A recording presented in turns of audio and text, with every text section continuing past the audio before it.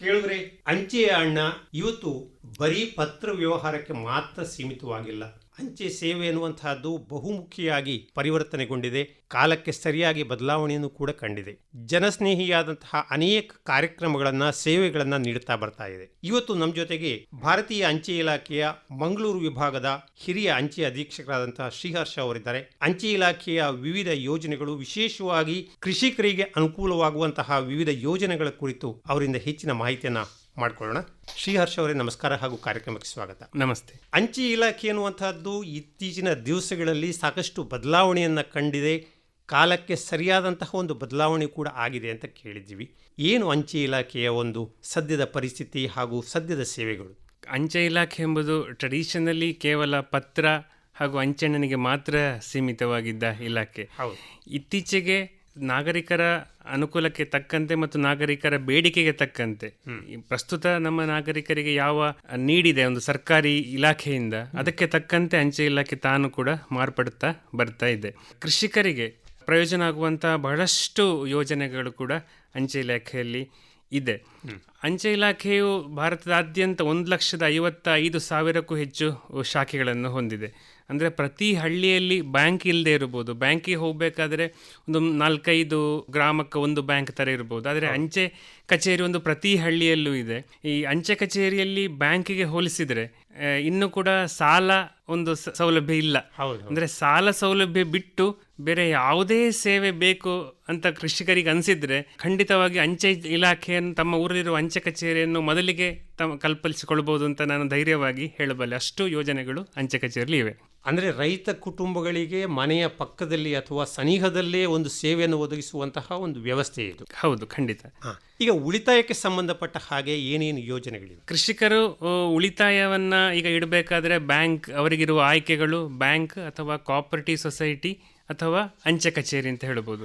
ಅಂಚೆ ಕಚೇರಿಯಲ್ಲಿ ವಿವಿಧ ರೀತಿಯ ಉಳಿತಾಯ ಅಗತ್ಯಕ್ಕೆ ಅನುಗುಣವಾಗಿ ವಿವಿಧ ರೀತಿಯ ಖಾತೆಗಳ ಸೌಲಭ್ಯ ಇದೆ.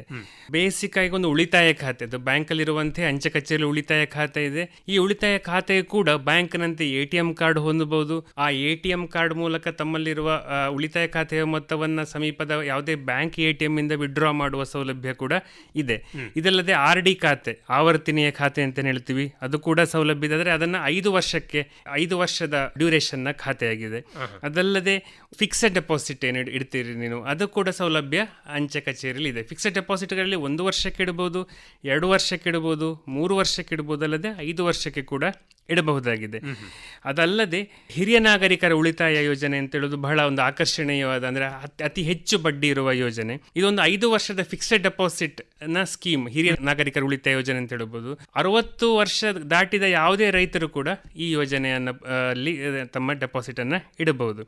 ಇದಲ್ಲದೆ ಈಗ ಕೃಷಿಕರು ಕೂಡ ಹೆಚ್ಚಾಗಿ ಕೃಷಿಕರು ಬೇರೆ ಎಲ್ಲ ಉದ್ಯೋಗದಲ್ಲಿ ಇರುವಂತೆ ತಮ್ಮ ಮಕ್ಕಳ ಭವಿಷ್ಯಕ್ಕೆ ಹೆಚ್ಚು ಚಿಂತೆ ಅಥವಾ ಅದರ ಬಗ್ಗೆ ಮುಂದಾಲೋಚನೆ ಮಾಡ್ತಾ ಇರ್ತಾರೆ. ತಮ್ಮ ಹೆಣ್ಣು ಮಕ್ಕಳ ಹೆಸರಲ್ಲಿ 10 ವರ್ಷದ ಒಳಗಿನ ಹೆಣ್ಣು ಮಕ್ಕಳ ಹೆಸರಲ್ಲಿ ಉಳಿತಾಯ ಮಾಡಬೇಕು, ಅವರ ಭವಿಷ್ಯಕ್ಕೆ ಹಣ ಕೂಡಿಡಬೇಕು ಅಂತ ಹೇಳಿದರೆ ಸುಕನ್ಯಾ ಸಮೃದ್ಧಿ ಖಾತೆ ಅಂತ ಹೇಳೋದು ಬಹಳ ಉತ್ತಮ ಯೋಜನೆ. ದೇಶದಲ್ಲಿರುವ ಎಲ್ಲ ಸಣ್ಣ ಉಳಿತಾಯ ಯೋಜನೆಗಳಲ್ಲಿ ಇದಕ್ಕೆ ಅತ್ಯಂತ ಹೆಚ್ಚಿನ ಬಡ್ಡಿ ಮೊತ್ತ, ಈಗ 7.6% ಬಡ್ಡಿ ಇರುವಂತಹ ಯೋಜನೆ ಇದು. ಸ್ವಲ್ಪ ವಿವರವಾಗಿ ಈ ಸುಕನ್ಯಾ ಸಮೃದ್ಧಿ ಖಾತೆ ಅಂತ ಹೇಳೋದನ್ನ ಯಾವುದೇ ಅಂದರೆ ಕೃಷಿಕರು ತಮ್ಮ ನಿಯರೆಸ್ಟ್ ಅಂದರೆ ಹತ್ತಿರದ ಪೋಸ್ಟ್ ಆಫೀಸಲ್ಲಿ ಹೋಗಿ ಬೇಸಿಕ್ ಅವರ ದಾಖಲೆಯನ್ನು, ಜನ್ಮ ದಿನಾಂಕದ ದಾಖಲೆ ಮತ್ತು ಹೆಸರು ಅಂದರೆ ಆಧಾರ್ ಕಾರ್ಡ್ ಅನ್ನು ನೀಡುವುದರೊಂದಿಗೆ ಉಳಿತಾಯ ಓಪನ್ ಮಾಡಬಹುದು. ಖಾತೆಯನ್ನು ಓಪನ್ ಮಾಡುವಾಗ ಕನಿಷ್ಠ 250 ರೂಪಾಯಿಯೊಂದಿಗೆ ಓಪನ್ ಮಾಡಬೇಕು. ಆಮೇಲೆ ಪ್ರತಿ ವರ್ಷ ಕನಿಷ್ಠ 1,000 ರೂಪಾಯಿ ಡೆಪಾಸಿಟ್ ಹಾಗೂ ಗರಿಷ್ಠ 1.5 ಲಕ್ಷದವರೆಗೆ ಡೆಪಾಸಿಟ್ ಇಡಬಹುದು. ಇದನ್ನ ಒಂದೇ ಹಂತದಲ್ಲಿ ಒಂದೇ ಕಂತಿನಲ್ಲಿ ನೀಡಬೇಕಾಗಿಲ್ಲ ಅವರಲ್ಲಿ, ಅಥವಾ ಪ್ರತಿ ತಿಂಗಳು. ಈಗ RD ಖಾತೆ ಇದ್ರೆ ಪ್ರತಿ ತಿಂಗಳು ಕಟ್ಟಲೇಬೇಕು. ಆದರೆ ಸುಕನ್ಯಾ ಸಮೃದ್ಧಿಯಲ್ಲಿ ಪ್ರತಿ ತಿಂಗಳು ಕಟ್ಟಲೇಬೇಕು ಅಂತಿಲ್ಲ. ಅವ್ರ ಹತ್ರ ಫಾರ್ ಎಕ್ಸಾಂಪಲ್ ಕೈಯಲ್ಲಿ ದುಡ್ಡಿಗೆ, ಉದಾಹರಣೆಗೆ ಅಡಿಕೆ ಯಾವಾಗ ಸೇಲ್ ಮಾಡ್ತಾರೆ, ಯಾವಾಗ ಅವರ ಹಣ ಕೈಯಲ್ಲಿ ಬಂತು ಆವಾಗ ತಂದು ಈ ಸುಕನ್ಯಾ ಸಮೃದ್ಧಿ ಖಾತೆಗೆ ಡೆಪಾಸಿಟ್ ಮಾಡುವಂತ ಸೌಲಭ್ಯ. ಮಿನಿಮಮ್ 14 ವರ್ಷಗಳ ಕಾಲ ಅವರು ಡೆಪಾಸಿಟ್ ಮಾಡ್ತಾ ಹೋಗಬೇಕು. ಆನಂತರ ಅದರ ಬಡ್ಡಿಗೆ ಅನುಗುಣವಾಗಿ ಏನು 7.6% ಬಡ್ಡಿ ಹೇಳಿ ಅದನ್ನು ಕ್ಯಾಲ್ಕುಲೇಷನ್ ಆಗಿ ಅದರ ಮೆಚುರಿಟಿ ಮೊತ್ತ ಅವರಿಗೆ ಅವರ 18 ವರ್ಷ ಕಳೆದ ಮೇಲೆ ಅವರಿಗೆ ಸಿಗ್ತದೆ. ಈಗ ಇದು ಹುಡುಗಿಯರಿಗೆ ಆಯ್ತು, ಹುಡುಗರಿಗೆ ಏನು ಸೌಲಭ್ಯ ಇದೆ? ಅದೇ ಬಹಳಷ್ಟು ಪೋಷಕರ ಪ್ರಶ್ನೆ ಇದು ಅಂಚೆ ಕಚೇರಿಯಲ್ಲಿ ಬಂದಾಗ. ಈ ಸುಕನ್ಯಾ ಸಮೃದ್ಧಿ ಅಷ್ಟೇ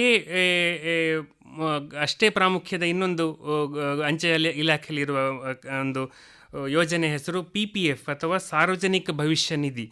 ಇದರ ಬಡ್ಡಿ ಸುಕನ್ಯಾ ಸಮೃದ್ಧಿಗಿಂತ ಸ್ವಲ್ಪ ಕಡಿಮೆ, ಅಂದರೆ 7.1% ಇದೆ ಈಗ. ಆದರೆ ಇದನ್ನು ಯಾರಿಗೆ ತಮ್ಮ ಮಕ್ಕಳ ಹೆಸರಲ್ಲಿ, ಗಂಡು ಮಕ್ಕಳ ಹೆಸರಲ್ಲಿ ಈ ಖಾತೆ ದೂರದೃಷ್ಟಿಯಾಗಿ ಒಂದು ಉಳಿತಾಯ ಮಾಡಬೇಕು, ಅವರಿಗೆ ಈ ಯೋಜನೆಯನ್ನು ಖಂಡಿತ ತೆರೀಬೋದು. ಇದರ ಮೆಚುರಿಟಿ ಪೀರಿಯಡ್ ಕೂಡ 15 ವರ್ಷ ಆಗಿದೆ. ಅಂದರೆ ಯಾವುದು ದೂರಗಾಮಿಯಾಗಿ ಬಹಳ ಭವಿಷ್ಯಕ್ಕೋಸ್ಕರ ಮಾಡುವಂತಹ ಉಳಿತಾಯ ಇದ್ದರೆ ಈ ಯೋಜನೆಯನ್ನು ಗಂಡು ಮಕ್ಕಳ ಹೆಸರಲ್ಲಿ ತಮ್ಮ ಸಮೀಪದ ಅಂಚೆ ಕಚೇರಿಯಲ್ಲಿ ತೆರೆಯಬಹುದಾಗಿದೆ. ಇದೆಲ್ಲ ಉಳಿತಾಯಕ್ಕೆ ಸಂಬಂಧಪಟ್ಟಂತಹ ಯೋಜನೆಗಳಾಯಿತು. ಇನ್ನು ಇನ್ಶೂರೆನ್ಸ್ ಅಥವಾ ಒಂದು ಜೀವ ವಿಮೆಗೆ ಸಂಬಂಧಪಟ್ಟ ಹಾಗೆ ಏನೇನು ಯೋಜನೆಗಳಿವೆ? ಅಂಚೆ ಕಚೇರಿಯಲ್ಲಿ 2 ಥರದ ಪ್ರಧಾನವಾದ ಯೋಜನೆಗಳಿದೆ. ಒಂದು ಪೋಸ್ಟಲ್ ಲೈಫ್ ಇನ್ಶೂರೆನ್ಸ್, ಅಂಚೆ ಜೀವ ವಿಮೆ, ಹಾಗೂ ಇನ್ನೊಂದು ಗ್ರಾಮೀಣ ಅಂಚೆ ಜೀವ ವಿಮೆ. ಅಂಚೆ ಜೀವ ವಿಮೆ ಅಂತ ಹೇಳೋದು ಮೊದಲು ಕೇವಲ ಸರ್ಕಾರಿ ಉದ್ಯೋಗಗಳಿಗೆ ಸೀಮಿತವಾಗಿದ್ದು, ಈಗ ಇತರ ಪ್ರೊಫೆಷನಲ್ ಇಂಜಿನಿಯರ್ಸ್, ಲಾಯರ್ಸ್, ಡಾಕ್ಟರ್ಸ್ಗಳಿಗೆಲ್ಲ ಅದು ವಿಸ್ತರಿಸ್ತಾ ಬಂದಿದೆ. ಸೊ ಆದರೆ ಗ್ರಾಮೀಣ ಅಂಚೆ ಜೀವ ವಿಮೆ ಅಂತ ಹೇಳೋದು ಗ್ರಾಮೀಣ ಭಾಗದಲ್ಲಿರುವ ಎಲ್ಲ ರೆಸಿಡೆಂಟ್ಗಳಿಗೆ ಇರುವಂತಹ ಯೋಜನೆ. ಕೃಷಿಕರು ಬಹುತೇಕ ಈ ಗ್ರಾಮೀಣ ಅಂಚೆ ಜೀವ ವಿಮೆಗೆ ಅರ್ಹರಾಗಿರ್ತಾರೆ. ಅಂಚೆ ಜೀವ ವಿಮೆ ಅಥವಾ ಗ್ರಾಮೀಣ ಅಂಚೆ ಜೀವ ವಿಮೆಯ ಟ್ಯಾಗ್ ಲೈನ್ ಅಂತ ಹೇಳಿದರೆ ಕನಿಷ್ಠ ಪ್ರೀಮಿಯಂ ಗರಿಷ್ಠ ಬೋನಸ್. ಅಂದರೆ ಮಾರ್ಕೆಟಲ್ಲಿರುವ ಇತರ ಅಂಚೆ ಅಥವಾ ಇತರ ಜೀವ ವಿಮೆಗಳಲ್ಲಿ ಕಂಪೇರ್ ಮಾಡಿದರೆ ಒಂದು ನಿರ್ದಿಷ್ಟ ಸಮ್ಮೇಶೂರ್ಡೆಗೆ 1 ಲಕ್ಷದ ಇನ್ಶೂರೆನ್ಸ್ ಮಾಡಬೇಕಾದ್ರೆ ನೀವು ಗ್ರಾಮೀಣ ಅಂಚೆ ಜೀವ ವಿಮೆಯಲ್ಲಿ ಕಟ್ಟಬೇಕಾದ ಪ್ರೀಮಿಯಂ ಅತ್ಯಂತ ಕನಿಷ್ಠವಾಗಿದೆ, ಹಾಗೂ ವಾರ್ಷಿಕ ಬೋನಸ್ ಅಂತ ಏನು ಹೇಳ್ತಾರೆ ಅದು ಕೂಡ ಅತ್ಯಂತ ಹೆಚ್ಚು ಸಿಗುತ್ತೆ. ನಮ್ಮ ಅಂಚೆ ಇಲಾಖೆ ಸಂಬಂಧಿತ ಪೋಸ್ಟ್ ಇನ್ಫೋ ಅಂತ ಒಂದು ಆ್ಯಪ್ ಇದೆ, ಅಥವಾ ಇಂಡಿಯಾ ಪೋಸ್ಟ್ ನ ವೆಬ್ಸೈಟ್ ಇದೆ. ಅದರಲ್ಲಿ ಈ ಆಸಕ್ತ ಕೃಷಿಕರು ತಮ್ಮ ವಯಸ್ಸನ್ನು ನಮೂದಿಸಿದ್ರೆ ಅವರ ವಯಸ್ಸಿಗೆ ಎಷ್ಟು ಪ್ರೀಮಿಯಂ ಕಟ್ಟಬೇಕು, ಎಷ್ಟು ಮೊತ್ತದ ಪ್ರೀಮಿಯಂ ಸಮ್ಮೇಶೂರ್ಡ್ ಇನ್ಶೂರೆನ್ಸ್ಗೆ ಅಂತ ಹೇಳೋದನ್ನ ಬಹಳಷ್ಟು ಸುಲಭವಾಗಿ ತಿಳ್ಕೊಳ್ಬಹುದಾಗಿದೆ. ಎಲ್ಲ ಕೃಷಿಕರು ಈ ಗ್ರಾಮೀಣ ಅಂಚೆ ಜೀವ ವಿಮೆಯನ್ನು ಪಡ್ಕೊಳ್ಬೇಕು ಅಂತ ನನ್ನ ಕೋರಿಕೆ. ಇನ್ನೊಂದು ಬಹಳ ದೊಡ್ಡ ಅಂದ್ರೆ ಕ್ವಶನ್ ಬರಬಹುದು ಅಥವಾ ಪ್ರಶ್ನೆ ಬರಬಹುದು ಕೃಷಿಕರಲ್ಲಿ, ಈ LIC ಏಜೆಂಟ್ಸ್ ಆದರೆ ನಮ್ಮ ಮನೆಗೆ ಬರ್ತಿರ್ತಾರೆ, ಈ ಗ್ರಾಮೀಣ ಅಂಚೆ ಜೀವ ವಿಮೆಗೆ ಏಜೆಂಟ್ಸ್ ಯಾರು ಅಂತ ಹೇಳಿ. ನಮ್ಮ ಗ್ರಾಮೀಣ ಅಂಚೆ ಕಚೇರಿಯಲ್ಲಿರುವ ಪೋಸ್ಟ್ ಆಫೀಸ್ ಸಿಬ್ಬಂದಿಗಳೇ, ಪೋಸ್ಟ್ ಮ್ಯಾನ್ ಇರ್ಬೋದು ಅಥವಾ ಪೋಸ್ಟ್ ಮಾಸ್ಟರ್ ಅಥವಾ ಬೇರೆ ದೊಡ್ಡ ಅಂಚೆ ಕಚೇರಿಗಳಿರುವ ಕೌಂಟರಲ್ಲಿ ಏನು ನೀವು ಸ್ಪೀಡ್ ಪೋಸ್ಟ್ ಬುಕಿಂಗ್ ತಗೊಳ್ತಾರೆ ಅಥವಾ ಬ್ಯಾಂಕಿಂಗ್ ಟ್ರಾನ್ಸಾಕ್ಷನ್ ತಗೊಳ್ತಾರೆ, ಅವರೇ ನಮ್ಮ ಸಿಬ್ಬಂದಿಗಳೇ ನಮ್ಮ ಏಜೆಂಟ್ಸ್ ಆಗಿರ್ತಾರೆ ಈ ಅಂಚೆ ಜೀವ ವಿಮೆ ಮತ್ತು ಗ್ರಾಮೀಣ ಅಂಚೆ ಜೀವ ವಿಮೆಗೆ.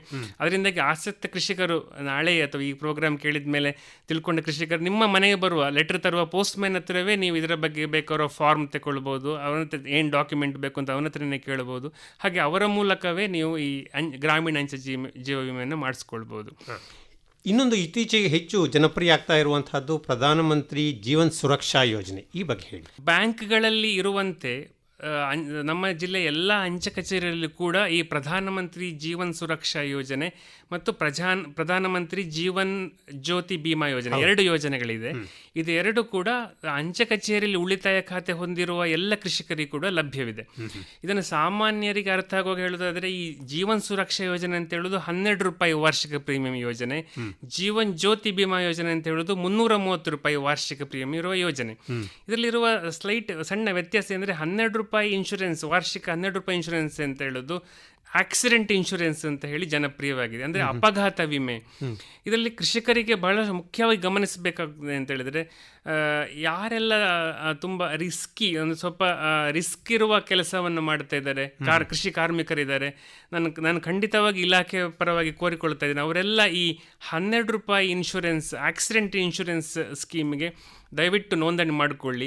ಇದರ ಯೋಜನೆ ಬಹಳ ಅಂದರೆ ಉತ್ತಮ ಬೆನಿಫಿಟ್ ಏನಂತೇಳಿ, ಇದು ಕೇವಲ ಆಕ್ಸಿಡೆಂಟ್ ಅಂದರೆ ವಾಹನ ಅಪಘಾತವಾಗಿ ಮೃತ್ಯುವಾದರೆ ಮಾತ್ರ ಕುಟುಂಬಕ್ಕೆ 2 ಲಕ್ಷ ವಿಮೆ ಮೊತ್ತ ದೊರೆಯುವುದಲ್ಲ, ಯಾವುದೇ ರೀತಿಯ ಅಸಹಜ ಸಾವು, ಫಾರ್ ಎಕ್ಸಾಂಪಲ್ ಒಂದು ಕೃಷಿ ಕಾರ್ಮಿಕರು ಒಂದು ಮರಕ್ಕೆ ಹತ್ತಿ, ಏನು ಅಡಿಕೆ ಕೀಳುವ ಮರಕ್ಕೆ ಹತ್ತಿ ಮದ್ದು ಬಿಡಲಿಕ್ಕೆ ಹತ್ತುವಾಗಲೇನೋ ಅಕಸ್ಮಾತ್ ಕಾಲು ಜಾರಿ ಬಿದ್ದು ಮೃತ್ಯು ಹೊಂದಿದಲ್ಲಿ ಅವನ ಕುಟುಂಬಕ್ಕೆ, ಒಂದು ವೇಳೆ ಅವರು ಈ 12 ರೂಪಾಯಿ ಇನ್ಶೂರೆನ್ಸ್ ಸ್ಕೀಮ್ ಮಾಡಿದ್ದಲ್ಲಿ ಅವರ ಕುಟುಂಬಕ್ಕೆ 2 ಲಕ್ಷ ರೂಪಾಯಿ ವಿಮೆ ಪರಿಹಾರ ದೊರೆಯುತ್ತೆ. ಅದೇ ರೀತಿ ಅಕಸ್ಮಾತ್ ಒಂದು ನೀರಿಗೆ ಬಿದ್ದು ಮರಣ ಹೊಂದುತ್ತದೆ, ಯಾವುದೇ ರೀತಿಯ ಕೃಷಿ ಚಟುವಟಿಕೆಯಲ್ಲಿ ತೊಡಗಿಸಿಕೊಳ್ಳುವಾಗ ಅಪಘಾತಗಳಾಗಿ ಅಸಹಜ ಸಾವುಗಳಾದರೆ ಆದರೆ ಈ ವಿಮೆಯನ್ನು ಎನ್ರೋಲ್ ಮಾಡಿದರೆ ಅವರಿಗೆ ಅವರ ಕುಟುಂಬಕ್ಕೆ 2 ಲಕ್ಷ ರೂಪಾಯಿ ದೊರೆಯುತ್ತೆ. ಅದಲ್ಲದೆ ಈ 330 ರೂಪಾಯಿ ಪ್ರೀಮಿಯಂ ಇರುವ ಯೋಜನೆಯಲ್ಲಿ ಬರೀ ಅಪಘಾತ ಆದರೆ ಮಾತ್ರ ಅಲ್ಲ, ಯಾವುದೇ ರೀತಿಯ ಮೃತ್ಯುವಾದರೂ ಕೂಡ ಅವರಿಗೆ ಅವರ ಕುಟುಂಬಕ್ಕೆ 2 ಲಕ್ಷ ರೂಪಾಯಿ ದೊರೆಯುವಂತಹ ಸೌಲಭ್ಯ ಇದೆ. ಸೊ ಇದನ್ನು ಬ್ಯಾಂಕಲ್ಲಿ ಆದರೂ ಮಾಡಬಹುದು ಅಥವಾ ಅಂಚೆ ಕಚೇರಿಯಲ್ಲಿ ಆದರೂ ಮಾಡಬಹುದು. 2 ಕಡೆ ಮಾಡಿದರೆ ಬೆನಿಫಿಟ್ ಒಂದೇ ಕಡೆ ಮಾತ್ರ, ಯಾವ್ದಾದ್ರು ಒಂದು ಕಡೆಯಿಂದ ಮಾತ್ರ ಅವರ ಕುಟುಂಬಕ್ಕೆ ಪರಿಹಾರ ದೊರೆಯುತ್ತದೆ.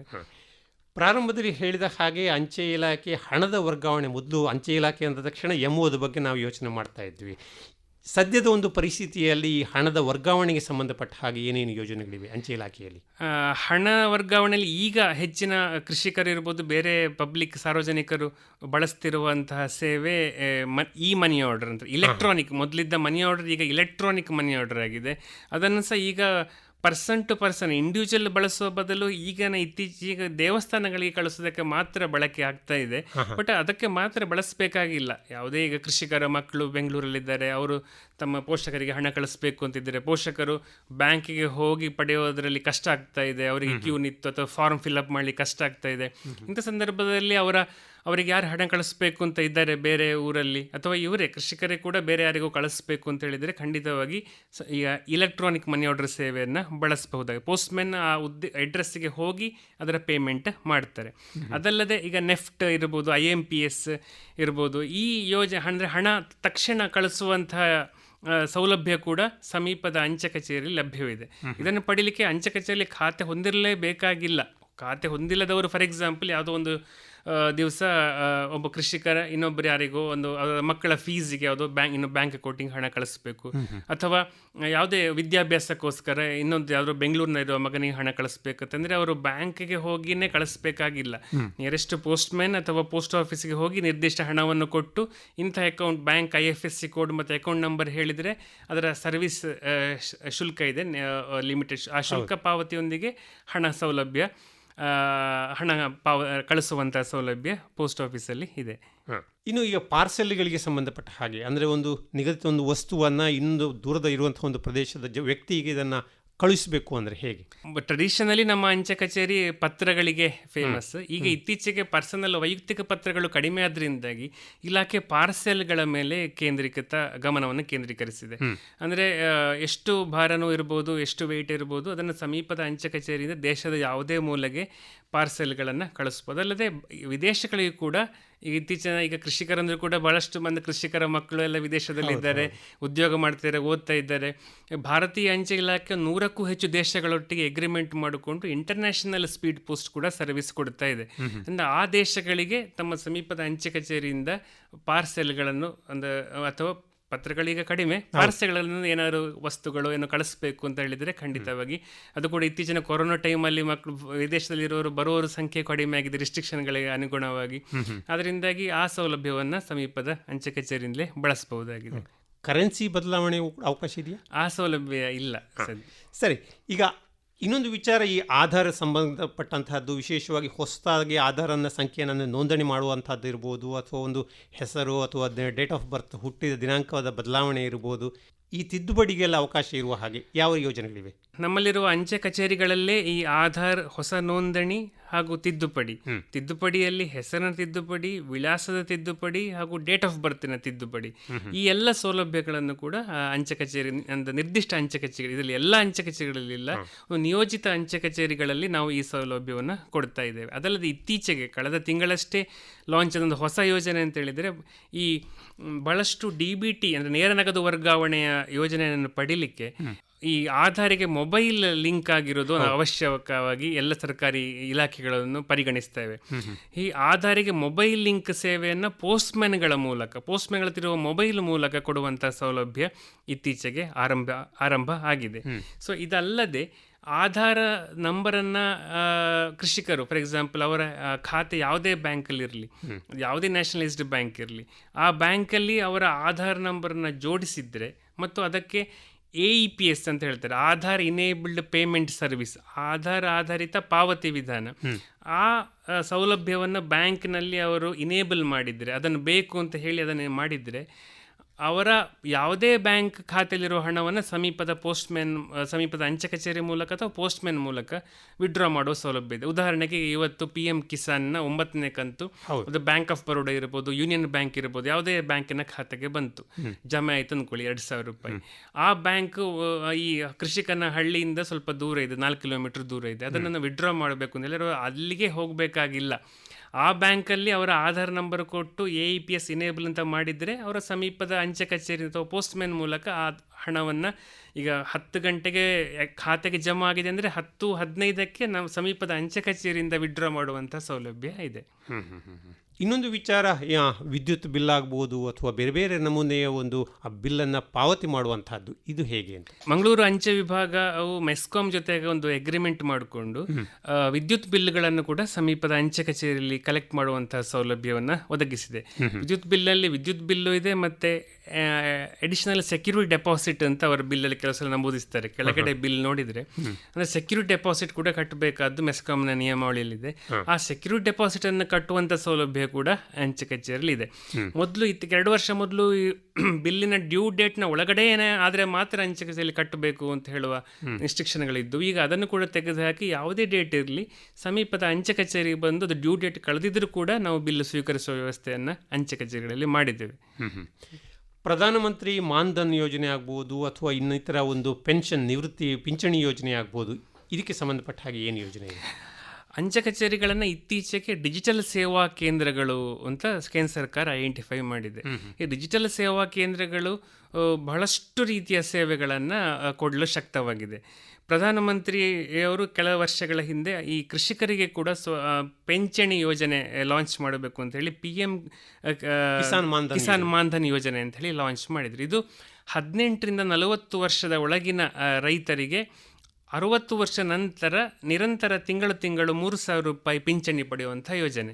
ಅಂದರೆ ಅದರ ಲಾಜಿಕಲ್ ಆಗಿ ಸರಳವಾಗಿ ಹೇಳಬೇಕಾದ್ರೆ ಈಗ 18ರಿಂದ 40 ವರ್ಷದ ಮಧ್ಯೆ ಯಾವುದೇ ಕೃಷಿಕರಿರ್ಬೋದು, ಅವರು ಈ ಪಿಂಚಣಿಗೆ ಯೋಜನೆಗೆ ನೋಂದಣಿ ಆದರೆ ಅವರ ಪ್ರತಿ ತಿಂಗಳು ಈಗ ಅವರು ಒಂದು ನಿರ್ದಿಷ್ಟ ಮೊತ್ತ, ಈಗ 18 ವರ್ಷದವರಾದರೆ ಒಂದು ನಿರ್ದಿಷ್ಟ ಮೊತ್ತವನ್ನು ಡೆಪಾಸಿಟ್ ಮಾಡ್ತಾ ಹೋಗಬೇಕು. ಅವರಿಗೆ 60 ವರ್ಷ ನಂತರ ತಿಂಗಳು 3,000 ರೂಪಾಯಿ ಪಿಂಚಣಿ ದೊರೆಯುತ್ತದೆ. ಸೊ ಇದು ಈ ಯೋಜನೆಗೆ ನೋಂದಣಿ ಕೂಡ ಅಂಚೆ ಕಚೇರಿಗಳಲ್ಲಿ ಮಾಡುವಂಥ ಸೌಲಭ್ಯ ಇದೆ. ಶಕ್ತಿ ಸಾಮರ್ಥ್ಯ ಇದ್ದಾಗ ಉಳಿತಾಯ ಮಾಡಿಕೊಳ್ಳಿ, ನಿವೃತ್ತರಾದಾಗ ಪಿಂಚಣಿ ಪಡೆಯಿರಿ ಅಂತ ಹೇಳುವ ಯೋಜನೆ. ಆಧಾರ್ ಸೀಡಿಂಗ್ ಅಂದ್ರೆ ಏನು? ಈಗ ಸರ್ಕಾರದ ಹೆಚ್ಚಿನ ಯೋಜನೆಗಳು ಈಗ ಆಧಾರ್ ಆಧಾರಿತ ಪಾವತಿ ವಿಧಾನದಲ್ಲಿ, ಆಧಾರಿತ DBT ನೇರ ನಗದು ವರ್ಗಾವಣೆ ವಿಧಾನದಲ್ಲಿ ಪೇಮೆಂಟ್ ಆಗ್ತಾ ಇದೆ. ನಾನು ಕೃಷಿಕರಿಗೆ ಸಂಬಂಧಿಸಿ ಹೇಳೋದಾದರೆ ಉದಾಹರಣೆಗೆ ಈಗ PM ಕಿಸಾನ್ ಇರ್ಬೋದು, ಮತ್ತೆ ಫಸಲ್ ಬಿಮಾ ಬೆಳೆ ಹವಾಮಾನ ಆಧಾರಿತ ಬೆಳೆ ವಿಮೆ, ಇದರಲ್ಲೆಲ್ಲ ಬಹಳಷ್ಟು ಕೃಷಿಕರು ಎದುರಿಸಿದ ಒಂದು ಸಮಸ್ಯೆ ಅಂತ ಹೇಳಿದರೆ, ಅವರು ಅರ್ಜಿ ಕೊಡುವಾಗ ಕೊಟ್ಟದ್ದು ಯಾವುದೋ ಒಂದು ಬ್ಯಾಂಕ್, ಹಣ ಬಂದಾಗ ಇನ್ನೊಂದು ಯಾವುದೋ ಬ್ಯಾಂಕಿಗೆ ಹಣ ಬಂದಿದೆ. ಇದರಿಂದ ಕೆಲವೊಂದು ಸಲ ಅರ್ಜಿ ಕೊಟ್ಟ ಬ್ಯಾಂಕ್ಗೆ ಹೋಗಿ ನನ್ನ ಹಣ ಬಂದಿದೆ ಅಂತ ವಿಚಾರಿಸ್ತಾ ಇರ್ತಾರೆ. ಅಲ್ಲಿನ ಬ್ಯಾಂಕಿನ ಸಿಬ್ಬಂದಿ ಅಥವಾ ಬಂದಿರೋದಿಲ್ಲ ಅಂತ ಹೇಳ್ತಾ ಇರ್ತಾರೆ. ಬೇರೆ ಯಾವುದೋ ಬ್ಯಾಂಕಲ್ಲಿ ಹಣ ಬಂದಿರುತ್ತೆ, ಅದು ಗಮನಕ್ಕೆ ಬಂದಿರೋದಿಲ್ಲ. ಸೊ ಈ ಸಮಸ್ಯೆನ ಸೊಲ್ಯೂಷನ್ಗೆ ಆಧಾರ್ ಸೀಡಿಂಗ್ ಅಂತ ಹೇಳುವ ಒಂದು ಕಲ್ಪನೆಯನ್ನು ಸರಿಯಾಗಿ ಅರ್ಥ ಮಾಡಿಕೊಂಡ್ರೆ ಇದಕ್ಕೆ ಸೊಲ್ಯೂಷನ್ ಇದೆ. ಯಾಕಂದರೆ ಬ್ಯಾಂಕಿಂಗ್ ತಂತ್ರಾಂಶದಲ್ಲಿ ಆಧಾರ್ ಸೀಡಿಂಗ್ ಮತ್ತು ಆಧಾರನ್ನು ಜಸ್ಟ್ ನಮೂದಿಸುವುದಕ್ಕೆ ಸ್ವಲ್ಪ ವ್ಯತ್ಯಾಸ ಇದೆ. ಆ ತಾಂತ್ರಿಕ ತೊಂದರೆ ಅರ್ಥ ಮಾಡಿಕೊಳ್ಳಲು ಸ್ವಲ್ಪ ಕೊರತೆಯಿಂದ ಈ ರೀತಿ ಸಮಸ್ಯೆಗಳಾಗಿದೆ. ಈ ಆಧಾರ್ ಸೀಡಿಂಗ್ ಅಂತ ಹೇಳೋದು ವಿಶೇಷ ಪ್ರಕ್ರಿಯೆ ಬ್ಯಾಂಕಿಂಗ್ ಸಾಫ್ಟ್ವೇರ್ಲಿ. ಆ ಪ್ರಕ್ರಿಯೆ ಪೋಸ್ಟ್ ಆಫೀಸಿನ ಅಕೌಂಟ್ಗಳು ಮಾಡಬಹುದಾಗಿದೆ. ಅದರಿಂದಾಗಿ ಯಾರು ಆಧಾರ್ ಸೀಡಿಂಗನ್ನು ಪೋಸ್ಟ್ ಆಫೀಸ್ ಅಕೌಂಟ್ ಮಾಡಿದ್ದಾರೆ ಅವರಿಗೆ ಅವರು ಈ ಬೆಳೆ ವಿಮೆ ಇರ್ಬೋದು, PM ಕಿಸಾನ್ ಇರ್ಬೋದು, ಅವರಿಗೆ ಅರ್ಜಿ ಕೊಡುವ ಯಾವ ಬ್ಯಾಂಕ್ ನಮೂದಿಸಿದ್ರೂ ಹಣ ಬೀಳೋದು ಈ ಆಧಾರ್ ಸೀಡಿಂಗ್ ಆದ ಅಕೌಂಟಿಗೆ ಬೀಳ್ತಾ ಇರುತ್ತೆ. ಸೊ ಈ ಆಧಾರ್ ಸೀಡಿಂಗನ್ನು ಗ್ರಾಹಕರು ತಮಗೆ ಬೇಕಾದಾಗೆ ಬದಲಾಯಿಸಿಕೊಳ್ಳುವ ಅವಕಾಶ ಕೂಡ RBI ಕಲ್ಪಿಸಿದೆ. ನನಗೆ ಒಳ್ಳೆ ಸರ್ವಿಸ್ ಕೊಡುವ ಬ್ಯಾಂಕ್ ಇದ್ದು, ನನಗೆ ಒಳ್ಳೆ ಸರ್ವಿಸ್ ಕೊಡುವ ಪೋಸ್ಟ್ ಆಫೀಸಲ್ಲಿ ಸರ್ವಿಸ್ ಸಿಗ್ತಾ ಇದ್ದರೆ ಅವರು ಯಾವಾಗ ಬಯಸಿದರೆ ಆವಾಗ ಆಧಾರ್ ಸೀಡಿಂಗನ್ನು ಒಂದು ಬ್ಯಾಂಕಿನ ಇನ್ನೊಂದು ಬ್ಯಾಂಕಿಗೆ ಬದಲಾಯಿಸಿಕೊಳ್ಳಬಹುದಾಗಿದೆ. ಆ ಬದಲಾಯಿಸಿಕೊಂಡ ಬ್ಯಾಂಕಿಗೆ ಮುಂದಿನ ಎಲ್ಲ ಕಂತಿನ PM ಕಿಸಾನ್ ಇರ್ಬೋದು, ಬೆಳೆ ವಿಮೆಯ ಹಣ ಇರ್ಬೋದು, ಅದೆಲ್ಲ ಜಮೆ ಆಗುವ ಸೌಲಭ್ಯ ಇದೆ. ಈ ಆಧಾರ್ ಸೀಡಿಂಗ್ ಸೌಲಭ್ಯ ತಮ್ಮ ಸಮೀಪದ ಅಂಚೆ ಕಚೇರಿ ಲಭ್ಯವಿದೆ. ಸೊ ಆಧಾರ್ ಸೀಡಿಂಗನ್ನು ಅಂಚೆ ಕಚೇರಿ ಉಳಿತಾಯ ಖಾತೆಗೆ ಮಾಡಿದರೆ ಬೇರೆ ಅವರು ಪುನಃ ಕೃಷಿ ಇಲಾಖೆಗೆ ಹೋಗಿ ಪುನಃ ಅಕೌಂಟ್ ಚೇಂಜ್ ಮಾಡಬೇಕಾಗಿಲ್ಲ, ಪುನಃ ಬೆಳೆ ವಿಮೆ ಪೋರ್ಟಲ್ಗೆ ಹೋಗಿ ಪುನಃ ಏನು ಚೇಂಜ್ ಮಾಡಬೇಕಾಗಿಲ್ಲ. ಮುಂದಿನ ಕಂತು ನೇರವಾಗಿ ಆ ಆಧಾರ್ ಸೀಡ್ ಆದ ಖಾತೆಗೆ ಬರುವಂಥ ಸೌಲಭ್ಯ ಇದೆ. ಸೊ ಈ ಕೆಲವರಿಗೆ ಸೀಡಿಂಗ್ ಆಗದೆ ಹಣ ಬಾರದಿರುವ ಬಾರದಿರುವ ಸಮಸ್ಯೆಗಳು ಕೂಡ ಇದೆ. ಅಂತ ಸೀಡಿಂಗ್ ಆಗದೆ ಸಮಸ್ಯೆ ಇರೋರು ಕೂಡ ತಮ್ಮ ಸಮೀಪದ ಅಂಚೆ ಕಚೇರಿಗೆ ಹೇಳಿ ನನಗೆ ಸೀಡಿಂಗ್ ಮಾಡಿಕೊಡಿ ಅಂತ ಹೇಳಿ ಅದಕ್ಕೊಂದು ಅರ್ಜಿಯನ್ನು ಕೊಟ್ಟರೆ ನಾವು ಅದನ್ನು ಸಾಲ್ವ್ ಮಾಡಿ ಕೊಡುವ ಸೌಲಭ್ಯ ಇದೆ. ಈಗ ಡಿಜಿಟಲ್ ತಂತ್ರಜ್ಞಾನವನ್ನು ಬಳಸಿಕೊಂಡು ಕೈಯಲ್ಲಿರುವಂತಹ ಹ್ಯಾಂಡ್ಸೆಟ್ ಅಥವಾ ಮೊಬೈಲ್ ಇದರ ಮೂಲಕ ಕೂಡ ಸಾಕಷ್ಟು ಸೇವೆಯನ್ನು ಒದಗಿಸುವಂಥದ್ದು, ಜೊತೆಗೆ ಮಾಹಿತಿಯನ್ನು ಒದಗಿಸುವಂಥದ್ದು. ಇದರ ಬಗ್ಗೆ ಹೇಳಿ. ಅದೇ ಡಿಜಿಟಲ್ ಬ್ಯಾಂಕಿಂಗಿನ ಕಾನ್ಸೆಪ್ಟ್ ಬಂದಾಗ ಅಂಚೆ ಇಲಾಖೆ ಕೂಡ ಈ ಡಿಜಿಟಲ್ ಬ್ಯಾಂಕಿಂಗ್ ನಿಟ್ಟಿನಲ್ಲಿ ತನ್ನದೇ ಆದ ಪ್ರಯತ್ನಗಳನ್ನು ಮಾಡಿದೆ. 2018ರಲ್ಲಿ ಲಾಂಚ್ ಆದ ಇಂಡಿಯಾ ಪೋಸ್ಟ್ ಪೇಮೆಂಟ್ ಬ್ಯಾಂಕ್ ಅಂತ ಹೇಳುವ ಭಾರತೀಯ ಅಂಚೆ ಇಲಾಖೆಯ ಸಪರೇಟ್ ಒಂದು ಬ್ಯಾಂಕ್ ಏನಿದೆ, ಅದು ಸಂಪೂರ್ಣವಾಗಿ ಡಿಜಿಟಲ್ ಮೂಲಕವೇ OTP ಬೇಸ್ಡೇ ಅದರ ಕಾರ್ಯನಿರ್ವಹಿಸ್ತಾ ಇದೆ. ಅದರಲ್ಲಿ ಯಾವುದೇ ಅರ್ಜಿ ತುಂಬಿಸ್ಲಿಕ್ಕೆ, ಒಬ್ಬರು ಅಕೌಂಟ್ ಓಪನ್ ಮಾಡಬೇಕಾದ್ರೆ ಅವರ ಆಧಾರ್ ನಂಬರ್ ಹೇಳಿದರೆ ಸಾಕು. ಬೇರೆ ವಿಡ್ರಾ ಮಾಡಲಿಕ್ಕೆ, ಹಣ ಡೆಪಾಸಿಟ್ ಮಾಡಲಿಕ್ಕೆ, ಹಣ ಕಳಿಸ್ಲಿಕ್ಕೆ ಯಾವುದೇ ರೀತಿಯ ಫಿಸಿಕಲ್ ಅಂದರೆ ಅರ್ಜಿ ಭಾಳಷ್ಟು ಜನ ನಾವು ಸರ್ಕಾರಿ ಕಚೇರಿಗಳಲ್ಲಿ, ಬ್ಯಾಂಕ್ಗಳಲ್ಲಿ ಅಥವಾ ಪೋಸ್ಟ್ ಆಫೀಸಲ್ಲಿ ಜನಕ್ಕೆ ದೊಡ್ಡ ಸಮಸ್ಯೆ ಅಂದರೆ ಅರ್ಜಿ ತುಂಬಿಸೋದು ಹೇಗೆ ಅಂತಲೇ, ಅದು ಯಾವ ಫೀಲ್ಡ್ ಏನಂತ ಗೊತ್ತಾಗೋದಿಲ್ಲ, ಅರ್ಥ ಎಲ್ಲಿ ಸೈನ್ ಹಾಕಬೇಕು ಅಂತ ಗೊತ್ತಾಗೋದಿಲ್ಲ. ಅದಕ್ಕೆ ಬಹಳ ಸಂಪೂರ್ಣ ಡಿಜಿಟಲ್ ಆಗಿ ಇಂಡಿಯಾ ಪೋಸ್ಟ್ ಪೇಮೆಂಟ್ ಬ್ಯಾಂಕ್ ಅಂತ ಬಂದಿದೆ. ಇಲ್ಲಿ ಬಹಳಷ್ಟು ಸೇವೆಗಳು ಈ ರೀತಿ ಬರೀ OTP ಬೇಸ್ಡ್ ಆಗಿ ಡಿಜಿಟಲ್ ಮೂಲಕ ಮಾತ್ರ ಆಗ್ತಾ ಇದೆ. ಅದಲ್ಲದೆ ಈ ಟ್ರೆಡಿಷನಲ್ ಅಂಚೆ ಉಳಿತಾಯ ಖಾತೆ ಏನಿದೆ ಅದನ್ನು ಕೂಡ ಅದರಲ್ಲಿ ಎಷ್ಟು ಬ್ಯಾಲೆನ್ಸ್ ಇದೆ ಅಂತ ನೋಡೋದಕ್ಕೋಸ್ಕರ ಕೂಡ ಡಿಜಿಟಲ್ ಆಗಿ ಅದರಲ್ಲಿ ಲಾಗಿನ್ ಆಗಿ ಅದನ್ನು ನೋಡುವ ಸೌಲಭ್ಯ ಕೂಡ ಅಂಚೆ ಇಲಾಖೆ ಒದಗಿಸಿದೆ. ಅದಲ್ಲದೆ ಮೊಬೈಲ್ ನಂಬರನ್ನು ಎಲ್ಲ ತಮ್ಮ ಖಾತೆಗಳಿಗೆ ಜೋಡಿಸಿದರೆ SMS ಮೂಲಕ ಅದರ ಬ್ಯಾಲೆನ್ಸ್ಗಳು, ವಿಡ್ರಾ ಆದಾಗ, ಡೆಪಾಸಿಟ್ ಆದಾಗ ಮಾಹಿತಿಗಳು ಬರುವಂಥ ಸೌಲಭ್ಯ ಕೂಡ ಇದೆ. ಅದೇ ಮೊಬೈಲ್ ಆ್ಯಪ್, ನಾನೇನು ಈ IPPB ಅಂತ ಹೇಳಿದೆ, ಇಂಡಿಯಾ ಪೋಸ್ಟ್ ಪೇಮೆಂಟ್ ಬ್ಯಾಂಕ್, ಅದರ ಆ್ಯಪನ್ನು ಗ್ರಾಹಕರು ಸ್ವತಃ ಡೌನ್ಲೋಡ್ ಮಾಡಿಕೊಂಡು ಅದರ ಮೂಲಕ ಬಹಳಷ್ಟು ಸೇವೆ ಪಡಿಬೋದು. ಈ ಸುಕನ್ಯಾ ಸಮೃದ್ಧಿಗೆ ಡೆಪಾಸಿಟ್ಗಳನ್ನು ಮಾಡ್ಬೋದು, ಸುಕನ್ಯಾ ಸಮೃದ್ಧಿ ಅಥವಾ PPFಗೆ ಡೆಪಾಸಿಟ್, RD ಅಕೌಂಟಿಗೆ ಡೆಪಾಸಿಟ್, ಅಥವಾ ಆಧಾರ್ ಸೀಡಿಂಗ್ ಆಗದರೂ ತಾವೇ ಸೀಡಿಂಗ್ ಮಾಡ್ಕೊಳ್ಬೋದು.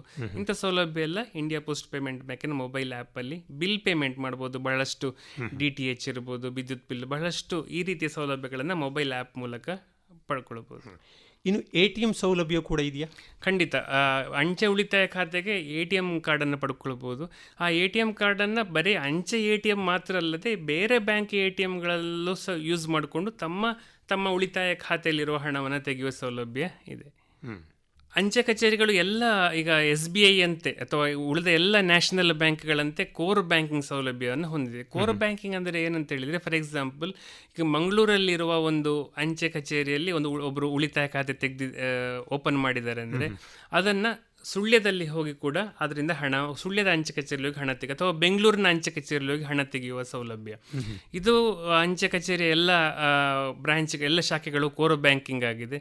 ಅದರಿಂದಾಗಿ ಯಾರೋ ಒಬ್ಬರು ಯಾವುದೋ ಒಂದು ಕಾಲದಲ್ಲಿ ಒಂದು ಅಕೌಂಟ್ ಓಪನ್ ಮಾಡಿದ್ದಾರೆ, ಅದನ್ನು ಹಣ ತೆಗಿಲಿಕ್ಕೆ ಅದೇ ಆಫೀಸ್ಗೆ ಹುಡ್ಕೊಂಡು ಹೋಗಬೇಕಾಗಿಲ್ಲ. ತಮ್ಮ ಸಮೀಪದ ಅಂಚೆ ಕಚೇರಿಗೆ ಹೋದರೂ ಅದೇ ಖಾತೆಯನ್ನು ಎಕ್ಸೆಸ್ ಮಾಡುವಂಥ, ಅದರಲ್ಲಿ ವ್ಯವಹಾರ ಮಾಡುವಂಥ ಸೌಲಭ್ಯ ಇದೆ. ಸಾಮಾನ್ಯವಾಗಿ ಎಲ್ಲ ನ್ಯಾಷನಲೈಸ್ಡ್ ಅಥವಾ ರಾಷ್ಟ್ರೀಕೃತ ಬ್ಯಾಂಕುಗಳಾಗ್ಬೋದು ಅಥವಾ ಸಹಕಾರಿ ಬ್ಯಾಂಕ್ಗಳಾಗ್ಬೋದು, ಶನಿವಾರ ಒಂದು ರಜೆ ಅಥವಾ ಸೆಕೆಂಡ್ ಸ್ಯಾಟರ್ಡೇ ರಜಾ ಅಂತ ಎನ್ನುವಂಥ ಒಂದು ಸಮಸ್ಯೆ ಇದೆ. ಆದರೆ ಪೋಸ್ಟ್ ಆಫೀಸಿನ ವ್ಯವಸ್ಥೆ ಹೇಗೆ? ಅದೇ ಪೋಸ್ಟ್ ಆಫೀಸಲ್ಲಿ ವಾರಕ್ಕೆ ಆದಿತ್ಯವಾರ ಮಾತ್ರ ಒಂದು ವಾರದ ರಜೆ ಇರುತ್ತೆ. ಮತ್ತು ಸರ್ಕಾರಿ ರಜೆಗಳು ಪ್ರತಿ ಶನಿವಾರ ಕೂಡ ಅಂಚೆ ಕಚೇರಿ ತೆರೆದಿರುತ್ತೆ.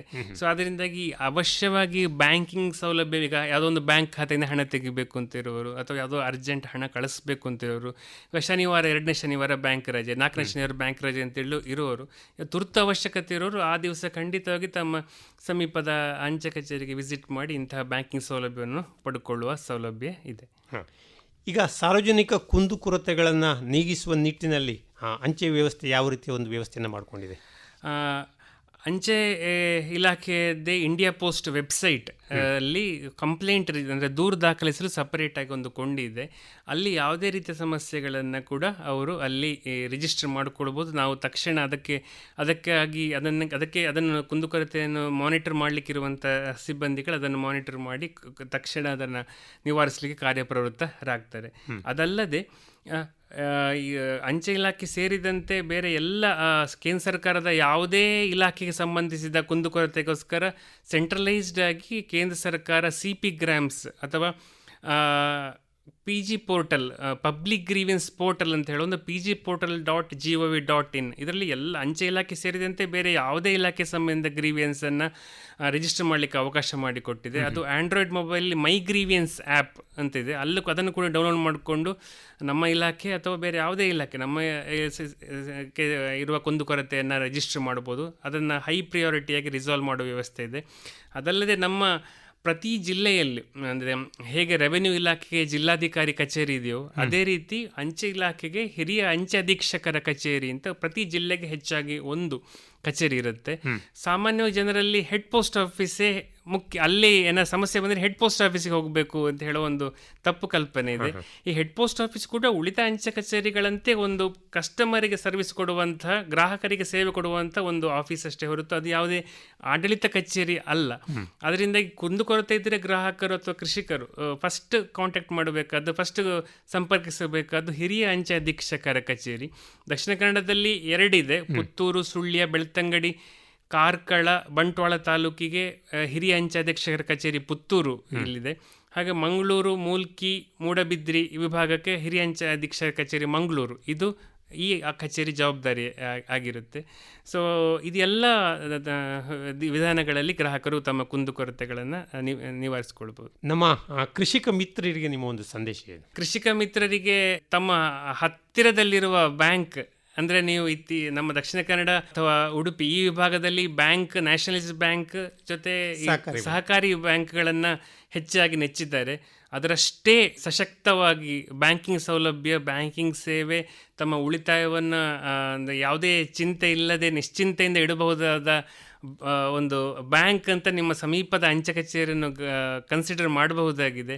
ತಕ್ಷಣ ಅಂದರೆ ಎಲ್ಲಾದ್ರೂ ಒಂದು ಸ್ವಲ್ಪ ಉಳಿತಾಯ ಮಾಡಬೇಕು, ಡೆಪಾಸಿಟ್ ಇಡಬೇಕಂತ ಹೇಳಿದರೆ ಫಸ್ಟ್ ಈಗ ನೀವು ಬ್ಯಾಂಕ್ ಅಥವಾ ಸಹಕಾರಿ ಬ್ಯಾಂಕನ್ನು ತಲೆಗೆ ಯೋಚನೆ ಮಾಡಿಕೊಂಡ ಹಾಗೆ ಸೇಮ್ ನಿಮ್ಮ ಊರಲ್ಲಿರುವ ಅಂಚೆ ಕಚೇರಿನೂ ಕೂಡ ಅಷ್ಟೇ ವಿಶ್ವಾಸಾರ್ಹ ಬ್ಯಾಂಕ್ ಅಂತ ಗಮನಿಸಿ ಅಲ್ಲಿ ತಮ್ಮ ಉಳಿತಾಯವನ್ನು ನಿಶ್ಚಿಂತೆಯಿಂದಾಗಿ ಇಡಬಹುದಾಗಿದೆ ಅಂತ. ಮತ್ತು ನಾನು ಈಗ ಈ ಕಾರ್ಯಕ್ರಮ ವಿವರಿಸಿದ ಇಷ್ಟು ಸೇವೆಗಳನ್ನು ನಿಮ್ಮ ಸಮೀಪದ ನಿಮ್ಮ ಊರಲ್ಲೇ ಇರುವ ಅಂಚೆ ಕಚೇರಿ ಲಭ್ಯವಿದೆ. ನೆಕ್ಸ್ಟ್ ನಿಮ್ಮ ಪತ್ರ ತರುವ ಪೋಸ್ಟ್ ಮ್ಯಾನ್ ಅಥವಾ ನಿಮ್ಮ ಊರಿರೋ ಪೋಸ್ಟ್ ಮಾಸ್ಟರ್ ಸಿಕ್ಕಿದಾಗ ಇದೆಲ್ಲ ಸೇವೆಗಳ ಬಗ್ಗೆ ವಿಚಾರಿಸಿ ಮಾಹಿತಿ ಇನ್ನೂ ಹೆಚ್ಚಿನ ಮಾಹಿತಿ ಬೇಕಾದ್ರೆ ತಿಳ್ಕೊಂಡು ಖಂಡಿತವಾಗಿ ಗ್ರಾಮದ ಪ್ರತಿಯೊಬ್ಬರು ಕೂಡ ತಮ್ಮ ಊರಲ್ಲಿರುವ ಅಂಚೆ ಕಚೇರಿ ಸೇವೆಯನ್ನು ಬಳಸ್ಕೊಳ್ಳಿ ಅಂತೇಳಿ ನನ್ನ ಕೋರಿಕೆ. ಬಹಳ ಸಂತೋಷ ಶ್ರೀಹರ್ಷ ಅವರೇ.